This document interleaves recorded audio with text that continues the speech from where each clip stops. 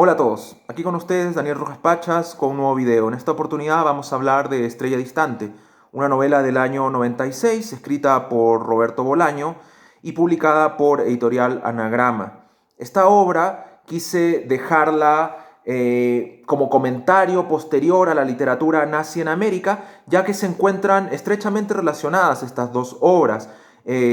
Estrella Distante es la ampliación del último capítulo de la literatura nazi en América. El comentario a ese libro lo pueden encontrar en el canal, aquí les voy a dejar el link. Como ya vimos, la literatura nazi en América es esta gran enciclopedia de autores fascistas, autores que dan cuenta de arte y barbarie, ¿no? Esta relación conflictiva que Bolaño desarrolla en muchas de sus obras, los puentes o los caminos subterráneos entre la literatura y la violencia. El último capítulo de esa obra está titulado Carlos Ramírez Hoffman, el infame, y no quise comentarlo en el video de la literatura nazi para poder darle pues mayor espacio, mayor detenimiento y reflexión en este video dedicado a Estrella Distante, porque como digo, es una ampliación. O sea, esa historia que tiene más o menos 10, 12 páginas dentro de la literatura nazi, pues se convierte aquí en una novela de 70 páginas con mayor desarrollo, mayor detalle, mayor profundización en la historia de los protagonistas, en la participación también del narrador, ¿no? Dentro de la misma historia. En cuanto al destino, ¿no? Al destino, la suerte y también la forma en que Bolaño explora tres momentos dentro de la historia chilena reciente, ¿no? El gobierno de la Unidad Popular, su caída, la edificación de la dictadura de Augusto Pinochet, la literatura oficialista de ese momento, el arte, cómo se daba la cultura, la difusión de la cultura, la legitimación del arte en esa época y luego pues la transición hacia la democracia, ¿no? Y un poco también la higienización o la limpieza y el olvido que ha operado muchas veces dentro de nuestras sociedades con respecto a estas oscuras páginas de la historia. Bolaño las vuelve a poner aquí de manifiesto y de algún modo quiere interpelar al lector que se haga cargo, ¿no? Que haga un ejercicio de memoria y también de revisión de qué rol jugó la literatura en esa época y también la crítica literaria, desde luego, ¿no? Pues bien, entonces valía la pena hacer el puente, ¿no? Y dedicarnos por completo a la historia de Carlos Ramírez Hoffman o Carlos Wither, si ya estamos hablando de Estrella Distante. Como pueden ver aquí, a un costado he puesto un cuadro comparativo para que puedan ver los paralelismos, ¿no? Para que puedan ver la forma en que están conectadas estas dos historias. Cómo hay un equivalente de cada personaje en los dos libros. O sea, en la historia de Carlos Ramírez Hoffman tenemos, ¿no?, a las hermanas Venegas, en Estrella Distante serán las gemelas Garmendia, ¿no? Tenemos a Cecilio Marmaduke, el compañero y amigo de Bolaño en el taller de Juan Chernakovsky, que en Estrella Distante va a ser Vivian O'Ryan. Y ya no vamos a estar hablando de Juan Chernakovsky, sino de Juan Stein, ¿no? Y pues el protagonista de esta historia, ¿no? Este artista fascista, Carlos Ramírez Hoffman va a ser Carlos Wither. Entonces, como pueden ver, hay una diferencia de nombres. Ese es el primer rasgo, ¿no?, evidente que hay entre estas dos obras. O sea, Bolaño la reescribe, la amplía y hace unos cambios de nombres que le sirven para hacer mayores precisiones y desarrollo de sus propios personajes, de las temáticas. Ahora, entonces, a partir de este momento vamos a estar hablando netamente de Estrella Distante. Solo voy a volver a la literatura nazi cuando tengamos que hacer algunos paralelos simbólicos, referirnos a algunas pequeñas diferencias, pero que sí nos permiten pues, establecer algunas interpretaciones interesantes que conectan la literatura Bolaño, porque eso ya lo he venido comentando en todos mis videos, la literatura Bolaño siempre está conectada. O sea, este caso que vamos a ver aquí, también lo vamos a ver posteriormente cuando ya toque comentar Amuleto y Los Detectives Salvajes, porque Amuleto es una ampliación también de un capítulo de Los Detectives Salvajes. Bueno, ¿de qué va Estrella Distante? Estrella Distante es la historia de un artista que se erige él mismo como una figura que va a modificar el arte, la cultura y que de algún modo va a presentar también un nuevo hombre dentro de un régimen específico, el régimen dictatorial de Augusto Pinochet. En ese marco aparece este personaje Carlos Wither que realiza acciones de arte performáticas que mezclan arte y vida. ¿Qué quiere decir esto? que él de algún modo no establece una separación entre su experiencia como torturador, como militar, como persecutor del desacato y de las figuras que en ese momento pues eran oposición al régimen dictatorial. Él no establece una separación entre ese rol y su rol artístico. Él hace de la tortura, de la desaparición, del asesinato, piezas de arte, un arte deshumanizado, un arte que quiere sublimar la violencia y que de algún modo también da cuenta de cómo actuaba con impunidad la violencia en Chile en ese momento, con los detenidos desaparecidos, con los campos de exterminio, con los campos que servían para relegar a personas, los campos de tortura, la tortura sexual, la tortura psicológica, la manipulación de los medios. Todo eso está encarnado en Carlos Wither, ¿no? Este personaje que es desbordante porque tiene un discurso mesiánico, porque también es un tipo letrado, es un sujeto que además es, podríamos decir, un sujeto de 1000 rostros. O sea que de algún modo Bolaño nos está diciendo que la violencia se disfraza, que va a tener muchas manifestaciones y que va a poder subsistir dentro de muchas etapas de nuestra historia, reencarnándose, volviendo como una pesadilla recurrente. En alguna medida eso está, digamos, explicitado en el nombre Wither, ¿no? Que dentro de la misma novela tiene un análisis detallado de su etimología. Nos dicen que viene del alemán, que significa otra vez, de nuevo, una vez más, un poco aludiendo a esta reescritura misma que tiene la obra en su estructura, ¿no? El ser una ampliación de lo que ya se dijo en la literatura nazi, pero también en términos simbólicos hablándonos del eterno retorno del mal. Algo que va a ser muy interesante si hacemos también la vinculación de esta obra con obras posteriores del séptimo arte o de la televisión. En este caso específico me voy a referir a True Detective, por ejemplo, esta serie que tuvo mucho éxito en la primera temporada con la historia de Carcosa, del Yellow King. Los creadores señalaron que en su momento la lectura de Bolaño fue importante, lo cual da universalidad a la obra de Bolaño y da cuenta que pues esta idea de los sujetos que hacen pesquisas, de los detectives, pero también no solamente los detectives, sino los civiles, los escritores, los artistas, que se meten en este mundo, que miran el abismo, se van a enfrentar a un mal absoluto que en algún punto te supera, que llega incluso a coquetear con lo sobrenatural, porque la figura de Wither en esta novela se eleva como en True Detective, el Yellow King, el Rey Amarillo, este asesino en serie, también se eleva. ¿Por qué? ¿En qué me refiero que se eleva? No solamente en la medida en que es una figura que, digamos, ejecuta actos grotescos, terribles, siniestros, sino que la envuelve todo un halo de misterio. Aparece y desaparece a lo largo de la historia, ejecuta actos tan, digamos, fuertes sobre una comunidad como escribir en el cielo versos en latín que confiesan sus propios crímenes a vista y paciencia de todo el mundo, pero con una codificación artística que hace que también le den una especie de sublimación a estos actos. O sea, Carlos Wither está muy consciente de la forma quirúrgica en que va operando dentro de una sociedad que a la vez le permite actuar con total impunidad a través de esta violencia que ejerce sobre los cuerpos. Cuerpos de mujeres que mutila, cuerpos de mujeres sobre los cuales él realiza una escritura que luego trasunta en una puesta en escena con una muestra fotográfica que hace en la casa de un amigo de infancia. Entonces podemos ver aquí varios elementos que tienen que ver con cómo el arte en algún punto tiene estos derroteros, estos caminos que conducen con la obscenidad, con lo pornográfico, con la explotación y con lo que podría ser el cine snuff, con lo que podría ser finalmente el arte más degradante que pueda existir, ya ni siquiera en términos escatológicos, sino que aquí ya hablamos de un arte, o sea, convertir el asesinato en un tipo de arte o una manifestación artística, que es lo que hace este sujeto al deshumanizar y al cosificar, digamos, los cuerpos de sus víctimas y convertirlos en un registro fotográfico que él considera es una nueva forma de escritura que va a cambiar el registro y que va a cambiar las páginas de la cultura universal. A ese nivel llega el desequilibrio y el delirio de este personaje, Carlos Wither, ¿no?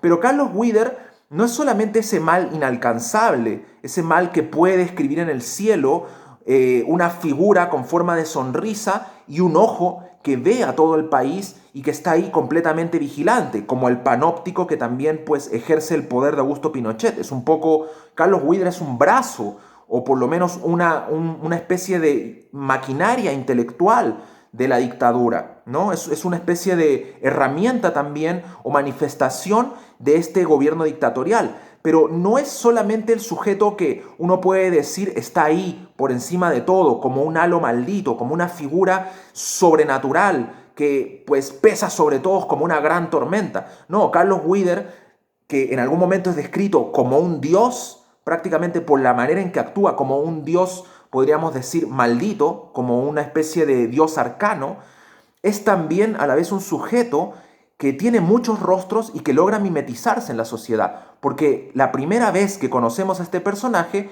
él tiene el nombre de Alberto Ruiz Tagle. En Estrella Distante se llama así y es un sujeto que aparece como un estudiante autodidacta, un joven de buen porte, ¿no? Lo describen como un tipo que socialmente se puede adaptar y que llega a un taller de jóvenes poetas que en la ciudad de Concepción, una ciudad al sur de Chile, pues tienen una especie de comunidad, una comunidad artística, una comunidad en la cual se comparte sapiencia, se comparten experiencias vitales, un momento que es narrado con mucha nostalgia, con una rememoranza de una juventud esperanzada en un cambio, en una revolución encarnada, probablemente en los primeros momentos de la Revolución Cubana, en los primeros momentos de una poesía que buscaba también de algún modo representar estos cambios sociales, búsqueda de justicia, de equidad, pues que tenían una especie de continuidad en el discurso político de Salvador Allende, ¿no? Y en ese taller dirigido por Juan Stein, un poeta de provincia, muy letrado, muy leído y muy enterado de la obra de Nicanor Parra, de Enrique Lin, de Jorge Teillier. Así, Bolaño pues logra introducir también la tradición literaria chilena en esta obra, pues llegan muchos jóvenes, ¿no?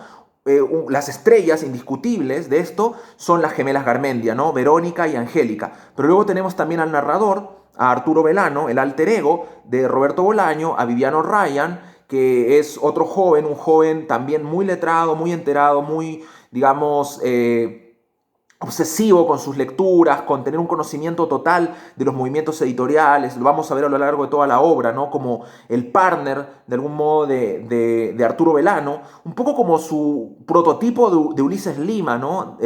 Como el sujeto que lo acompaña en sus aventuras y desventuras y que mantiene una relación epistolar pese a la distancia, ¿no? Y pese también a la llegada de toda esta oscuridad producto de la dictadura y a pesar de la diáspora, ellos se mantienen más o menos en contacto y siguen con sus pesquisas literarias como buenos detectives salvajes, ¿no? Están esos personajes también. Y aquí, en este grupo, ¿no? Que a un comienzo se nos muestra como muy idílico, quizá, aparece Alberto Ruiz Tagle como un elemento que va a generar una sombra sobre todos ellos, sobre la vida de todos ellos, ¿no? Él aparece y se gana la confianza de todos, lo cual también nos está diciendo que la violencia habita entre nosotros. Es un poco esta idea que Freud plantea sobre la experiencia psicológica que tenemos con lo siniestro, con ese extrañamiento familiar, lo que Freud llama el Unheimlich, que nace a partir, curiosamente, de una teoría de Etta Hoffmann, que pues nos remite al primer nombre que tenía el personaje de esta novela en la literatura nazi. Carlos Ramírez Hoffman, ¿no? No hay casualidad en eso. O sea, Bolaño quiere hablar también de la violencia que habita entre nosotros. Por eso también hace la referencia al poemario de Manuel Silva Acevedo, Lobos y Ovejas, ¿no? Porque de algún modo, pues aquí Carlos Huidra, alias Alberto Ruiz Tagle, se nos presenta como un tipo que sabe enmascarar muy bien sus intenciones, logra ganarse la confianza, incluso el amor de una o de las dos gemelas Garmendia, para celos de sus compañeros, y finalmente logra infiltrarse en el hogar de ellas, secuestrarlas, matar a su tío y desaparecerlas, y convertir a estas dos gemelas también en parte de su arte siniestro, ¿no? De este arte bárbaro que trabaja y opera sobre las víctimas. O sea, él es el artista torturador que hace de sus víctimas una pieza de arte, algo que pues en realidad, si lo vemos así fríamente, es terrible y es una forma que Bolaño tiene también de mostrar, como digo, lindes en los cuales la locura, la genialidad, la desmesura se encuentran. y por eso hice la mención también a True Detective, pero también podríamos hacer la mención a Mindhunter, ¿no? Cuando se hace toda la revisión a este, digamos, registro de asesinos seriales, llegando hasta Charles Manson, que podría ser también un tipo de figura familiar con este tipo de discursos, ¿no? Un Charles Manson que pues está en contacto con los Beach Boys, que compone música, que es un ideólogo, pero que también moviliza sectariamente a un grupo que comete atrocidades sobre toda una generación, ¿no? Dentro del marco de lo que es el hipismo. O sea, hay elementos que hacen de esta novela algo muy universal, porque estas ideas, ¿no? Del arte desmesurado, del arte como dogma, del arte convertido en ideología, en fanatismo, en sectarismo, están presentes a lo largo de toda la historia universal, o sea, y pues lo podemos ver en algunos casos simplemente como declaraciones sin un poder y en otros casos ya como la desmesura total que quieren llevar esto a la práctica, porque lo que hace Ramírez Hoffman es, en términos concretos, lo que hace Carlos Wider o Ramírez Hoffman es llevar algo que, por ejemplo, Isidore Ducas, el conde de Lautramont, podría haber soñado a la práctica, ¿no? Hacer del arte una praxis infernal. Entonces, eso es más o menos lo que nos presenta en términos concretos la obra en el apartado artístico, ¿no? Por un lado, tenemos esta muestra fotográfica, que es terrible, ¿no? Que es también una muestra de la impunidad de los militares, de la impunidad, de la violencia en esa época. Y también tenemos, por otro lado, la escritura en el aire, ¿no? La escritura en el aire como una performance que de algún modo lo que hace Bolaño aquí también es apropiarse, yo creo, de varios discursos que estaban en ese momento en la época, no solamente la referencia directa a Raúl Zurita y las pullas que pueden haber tenido luego ellos, producto de esta referencia, ¿no? De la vida nueva, porque Raúl Zurita realizó un acto poético en el 82, escribiendo en el cielo de Nueva York unos versos que también pues están de algún modo reescriturados o parodiados, ¿no? En La estrella distante, pero también yo pienso en la escritura de Diego Maqueira, ¿no? Con los Sea Harrier. Un poco también la referencia a la misma historia, el bombardeo de la moneda. También aquí tenemos el arte de Pablo Eyoli, ¿no? Este artista que escribe sobre candelabros, sobre el mundo fastuoso de Francia, de los emperadores, de previos a la Revolución Francesa, que de algún modo también hablan de eso, el arte de Bruno Vidal, también el mismo enmascaramiento que Enrique Lin hace de los artistas diletantes y de la literatura y el poder con Gerardo de Pompier, ¿no? Juan Luis Martínez también con sus obras, con sus escrituras, ¿cómo se llama? Objeto, ¿no? Como la nueva novela, en la cual hace todos estos ejercicios duchampianos, pero que también ya en la literatura nazi estaban de algún modo parodiados con este artista de Colonia Renacer, que hacía estos planos, ¿no? De ciudades que iban superponiendo ciudades reales con planos de campos de concentración, y que también ese artista de la literatura nazi, si lo revisan la novela o consultan mi otro video, él hace una instalación de arte muy parecida a la que también Raúl Zurita hace en el desierto de Atacama. Y esto no solo atañe a Raúl Zurita, o sea, no quiero decir que realmente Bolaño lo que quiere hacer es una parodia atacando esto, sino que él lo que quiere mostrar es la desmesura del arte y la desmesura que a veces tiene que hacerse para generar una resistencia, porque claramente el discurso de Cada, el discurso de Raúl Zurita, el discurso de estos artistas que he nombrado, pues de algún modo era una forma de traficar discursos, de enmascarar o encarar también la violencia de la dictadura con otro tipo de desmesura, la desmesura del arte que te dice esto es lo que está pasando, no vamos a tolerar esto, o que también en alguna medida necesita utilizar la teoría literaria, la crítica, la acción de arte, distintos mecanismos para poner en evidencia lo que está ocurriendo. Entonces, Bolaño quiere mostrar el arte en su faceta total, sin el maniqueísmo de blanco y negro. Decir, bueno, el artista de derecha es malo, el artista de izquierda es el bueno, el que hizo esta acción de arte es el bueno, el que hizo esta acción de arte es el malo. No, él lo que quiere mostrar es un artista obcecado, obsesionado, con una idea que la lleva a la práctica, independiente de la manera, o sea, independiente del valor moral o de algún modo de la maldad que envuelve ese acto. Ahora, obviamente nosotros desde nuestra perspectiva podemos repudiar totalmente el arte que, digamos, Carlos Wider dentro de la ficción presenta, Pero sabemos que el arte muchas veces ha coqueteado con esos espacios. Sabemos que la obra de Céline tiene un grado de oscuridad. Si conocemos la obra de Gottfried Benn, sabemos que él participó de la Primera Guerra Mundial y luego tuvo un coqueteo con el nazismo y escribió una obra como Morgue y otros poemas. Y eso podemos verlo en Nabokov y podemos verlo en muchos artistas. Y también podemos ver cómo la política y la sociedad aplasta al artista, como cuando a algunos artistas les obligan a renunciar a un premio porque ese premio atenta contra la ideología que se está construyendo en determinado momento en Rusia, ¿no? El caso de Boris Pasternak, ¿no? O el caso de Sartre renunciando al Nobel. O sea, aquí hay muchos elementos que van a entrar en juego, no solamente referentes a la tradición chilena, a la escritura chilena, sino a esta relación universal que hay entre, como les digo, literatura y mal, a este doblete que existe entre barbarie y creación. Bueno, hay elementos muy interesantes en esta novela.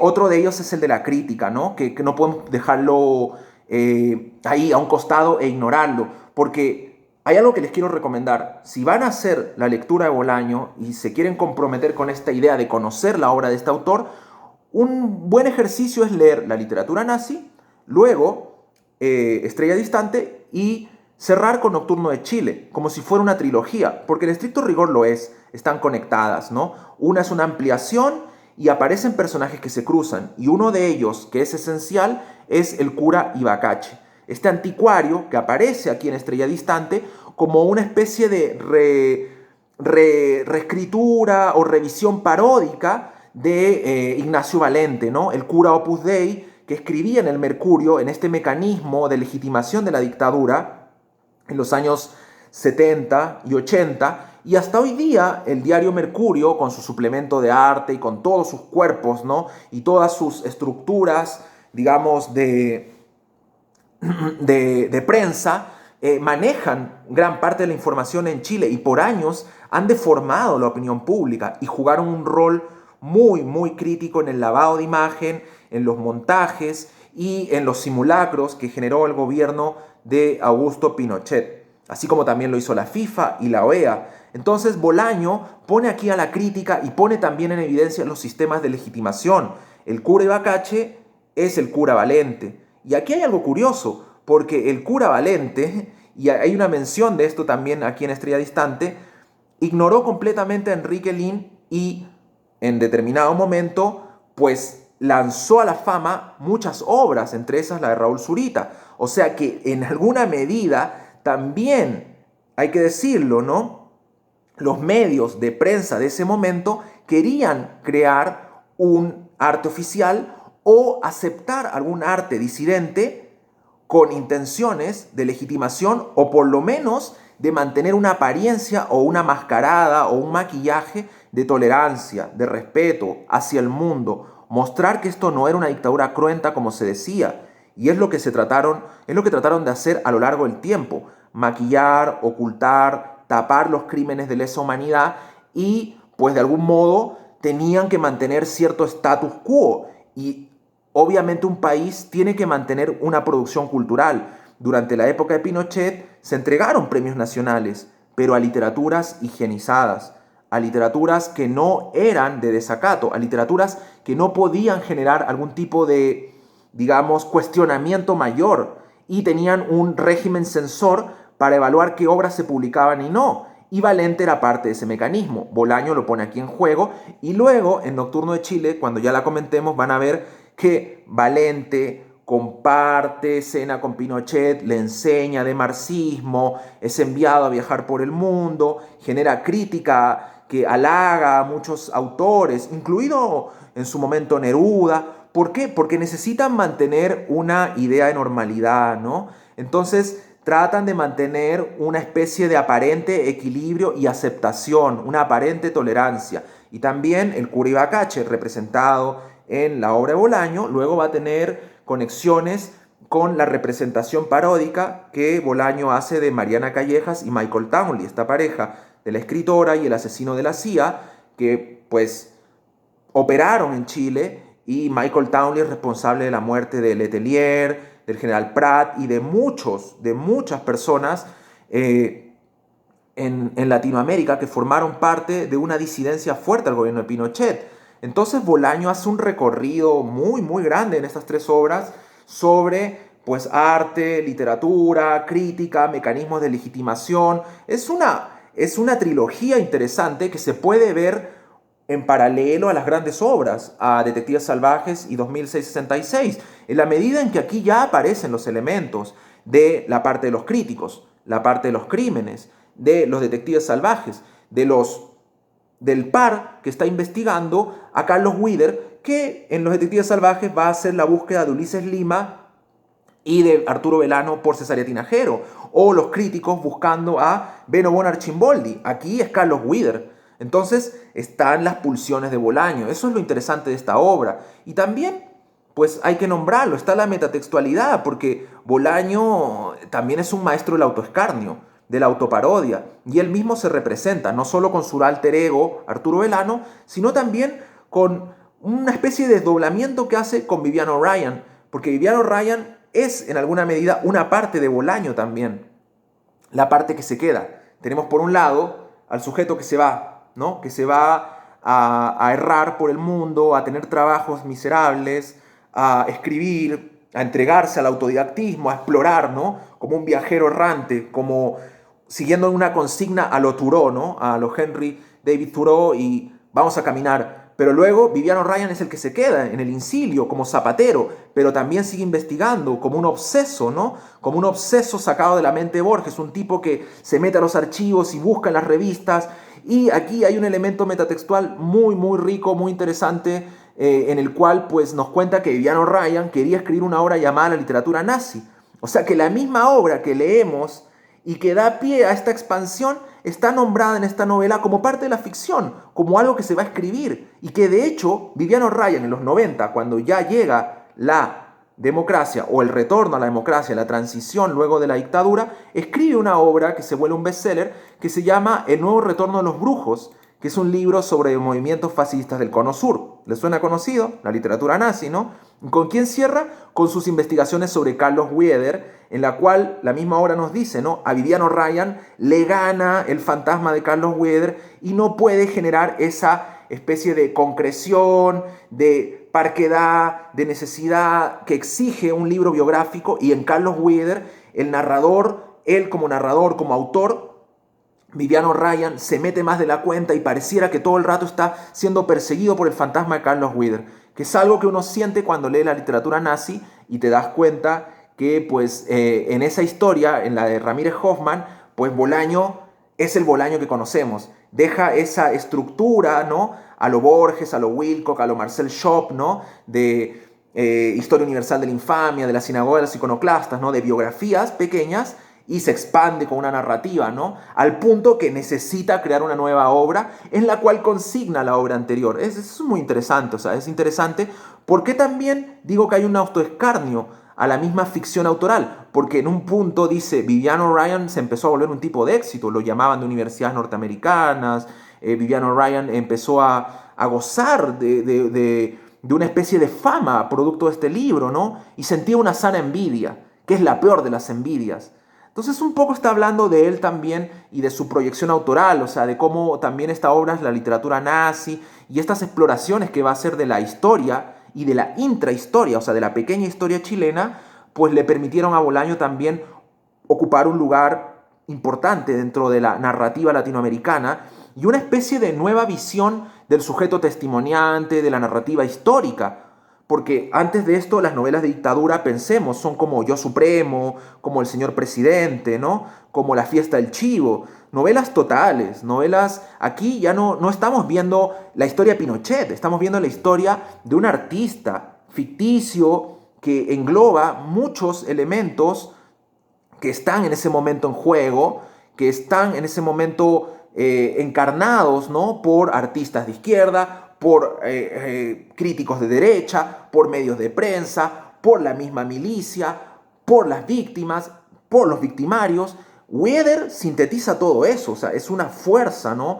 Que le permite a Bolaño generar un campo de trabajo para poder, pues, dar cuenta de todas estas aristas que involucran un golpe de Estado, una dictadura, un estado de sitio, un quiebre de los derechos constitucionales. O sea, Bolaño es una novela política magnífica a partir de la exaltación de un personaje que además coquetea entre el siniestro cotidiano y lo diabólico sobrenatural. O sea, ese es el nivel de complejidad que tiene esta obra, tan breve, de 70 páginas, y luego muchos dicen, bueno, sí, 2666 debe ser una obra inexpugnable.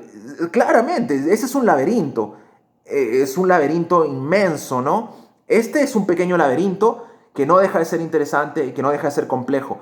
Este juego en el cual se introduce Bolaño, ¿no? Porque también nos obliga como lectores a tomar una postura ante el horrendo, ante el abismo. No es una obra que te pueda dejar impávido, que tú puedas decir, bueno, esto lo voy a pasar por alto. No, es una obra que te pone de cara frente a la violencia y que te obliga a tomar también una posición frente a artistas que también uno ha leído y que puede decir, pues bien, o sea, ¿cuál fue su rol en esta historia? ¿Cuál fue finalmente su destino en esta historia? ¿Qué camino eligieron? ¿Aceptaron la legitimación? ¿La rechazaron? ¿Coquetearon con la violencia? ¿Asumieron estos discursos? ¿Abrazaron el horror? ¿Lo rechazaron? ¿Pagaron el precio final de dar cara, enfrentar, enrostrarle a este horror todo lo maldito, todo lo miserable que era? Bueno, entonces esa es una obra compleja y que creo se sintetiza muy bien en su cierre, ¿no? Es un asunto siniestro, ¿no? Cuando ya hablan el detective y Belano, ¿no? Cuando ya están frente a la casa de Wither, antes de esta ejecución, que no va a poder pasar por la justicia, porque es una situación que no va a tener una solución o un resarcimiento a través de canales oficiales. Se tiene que arreglar nuevamente con sangre, ¿no? Y Belano termina arrastrado en eso y en un punto dice en la misma obra, al traer estos libros, al leer la obra de este tipo, al someterme a ser un investigador de los paraderos de este tal Carlos Wither, que además tiene muchos rostros, ¿no? Ray P. English, Jules Defoe, coqueteando con el arte bárbaro, que se hace llamar Octavio Pacheco, ¿no? Paródicamente Octavio Paz, José Emilio Pacheco, para mostrar las escrituras legitimadas una vez más.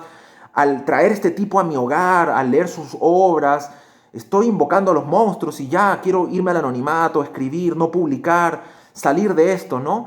Está eso, o sea, ¿qué posición tomas? Y no puede ser menor la mención a Bruno Schulz, ¿no? Que fue asesinado por la SS de forma trapera, se puede decir, ¿no? Asesinado, protegido primero por un sujeto de la SS que lo tenía como un artista de cabecera y luego asesinado por otro, por una envidia, ¿no? Prácticamente diciendo voy a matar a tu judío porque es tu protegido, yo lo voy a matar porque te odio.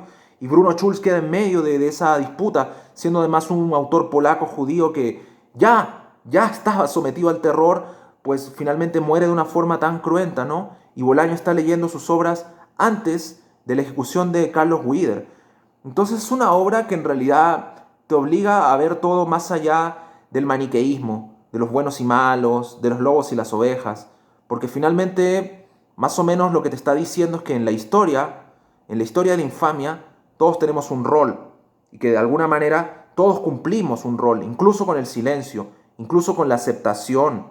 En esa complicidad también hay un grado de aceptación y de algún modo de vinculación con toda esa parte terrible de la historia, ¿no? Cuando decidimos callar, cuando decidimos no levantar la voz o cuando simplemente aceptamos que hay una verdad oficial, ¿no? Y la aceptamos y la difundimos.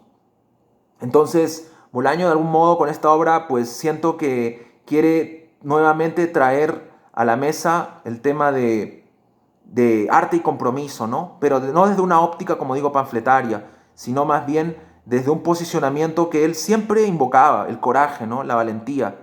Y esa valentía solo está en la escritura, ¿no? Y en asomarse a un oficio peligroso que inevitablemente está vinculado a la historia, a las ideologías, a los partidos, a los gobiernos, a las retóricas, ¿no?